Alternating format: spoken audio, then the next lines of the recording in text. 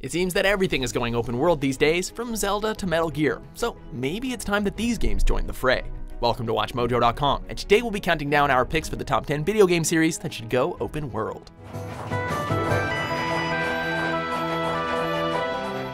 For this list, we'll be looking at game franchises that have never bothered stepping into a large open world map, and although some of these entries do have freely explorable locales, they are still nowhere near open-ended enough to be considered open world yet.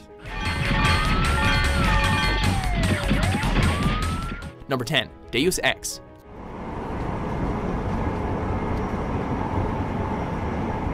Specifically thinking about the Jensen era, being Human Revolution and Mankind Divided. The Deus Ex series is due to make the leap into open world gameplay, and ideally, they'd be able to preserve some of that environmental density that made the latest installment so intriguing.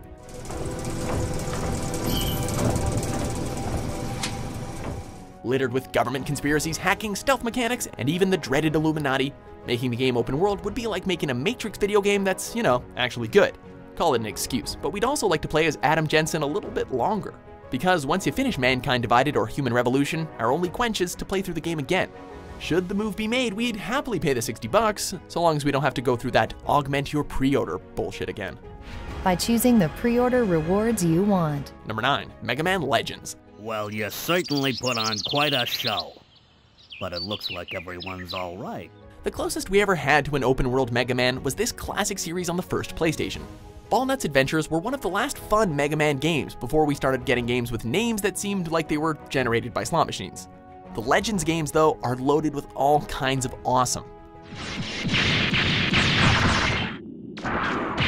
If the series were to return, today's technology would allow a more elaborate connection of the worlds. Where could Mega Man take inspiration from anyway? Well, there's plenty of a big list, but we're thinking the Fallout series from Bethesda. It's an odd choice of reference, yes, but the results could be interesting. Think about it.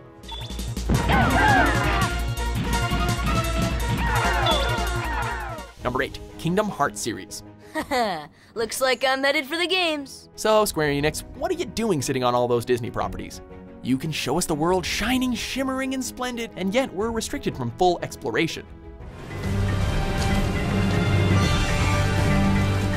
We already have the technology to let you paint with all the colors of the wind, so just don't turn us into poor unfortunate souls and keep the linear gameplay when you release Kingdom Hearts 3. Open those borders up and you can go from 0 to hero in no time flat. 0 to hero just like that.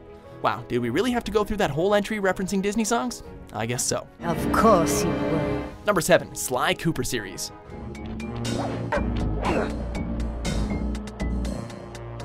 Criminal! With a cocky personality akin to Robin Hood, hell, who are we kidding? He pretty much is Robin Hood. Anyway, this deceptive raccoon of justice has only 4 games in his series, the last being Thieves in Time.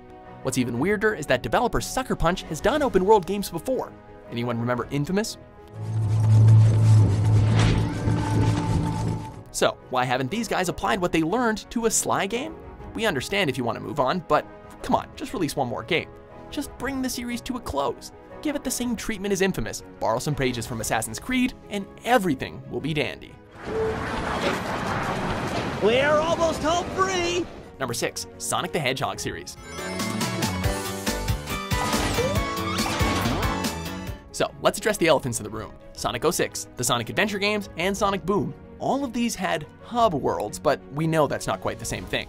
06 and Sonic Boom were also terrible games, but that's besides the point. Sonic still has a chance to come out with a good game that isn't made by the fans.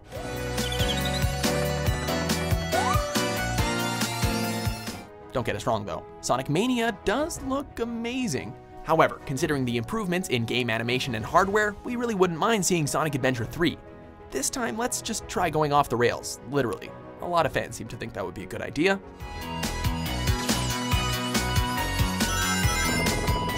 Number 5, Spyro the Dragon series. We're specifically talking about the original trilogy, and not the Skylanders version. Ugh.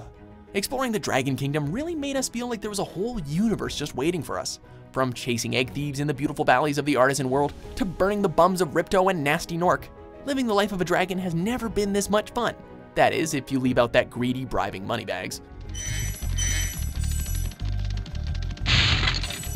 Expand the world, scatter those devilish egg thieves and hard-to-find gems, add in Spyro's ability to fly, making traversal a breeze, and you've got yourself Spyro's next successful game.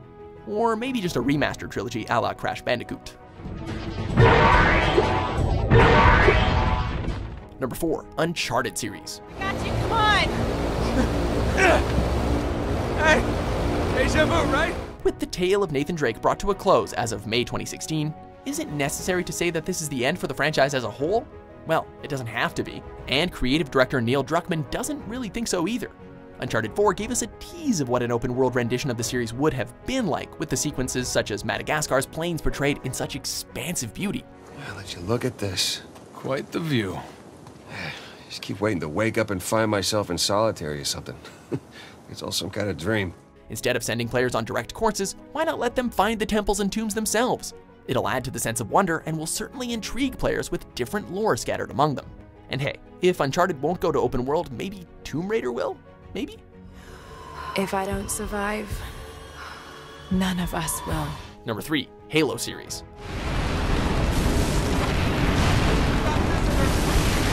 Here's an interesting tidbit. Halo was actually planned as an open world game, but what held them back was our old friend time constraints. That's a shame because the idea of being able to freely explore a giant ring in space where you could see the opposite side of the world by looking up had a lot of potential. I'm losing her! Brace for impact! Imagine having the ability to grab a Pelican or Banshee and fly directly to the opposite end of the ring at any time. Or better yet, imagine how this could play out in multiplayer. Considering we saw a Halo ring at the end of Halo 5, it's certainly possible for the series to go back to its roots.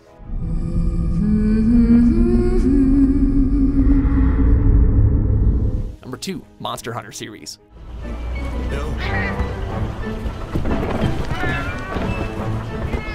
Hunting monsters in the wild never really gets old. But you know what would be even more kick-ass? Traversing across an expansive world in order to hunt them instead of a series of little blocks. Currently, the areas in Monster Hunter have large sweeping vistas, but in reality, the maps are segmented into different zones. And while the standard quest structure of taking up hunts would largely remain the same, the scripted nature of said quests offers little in the way of surprises. I mean, with a free roam mode, how awesome would it be to find a Kirin you weren't expecting? Open world play could implement some real world hunting skills too. Hop to it, Capcom.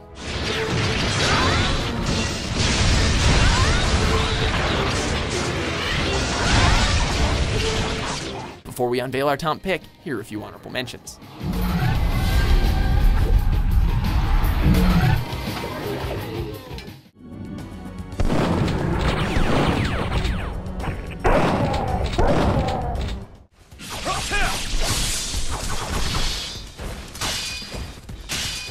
Number 1, Pokemon series.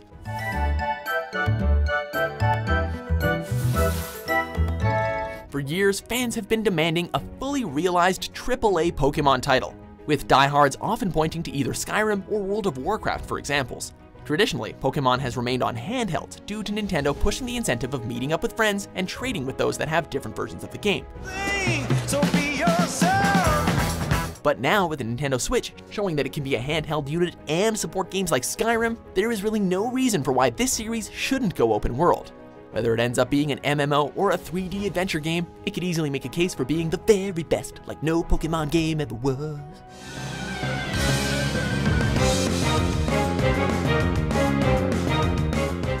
So, do you agree with our list? Which games would you like to see move to open world gameplay? Same old stuff. Hunting legendary treasure. For more explorative top 10s published every day, be sure to subscribe to WatchMojo.com.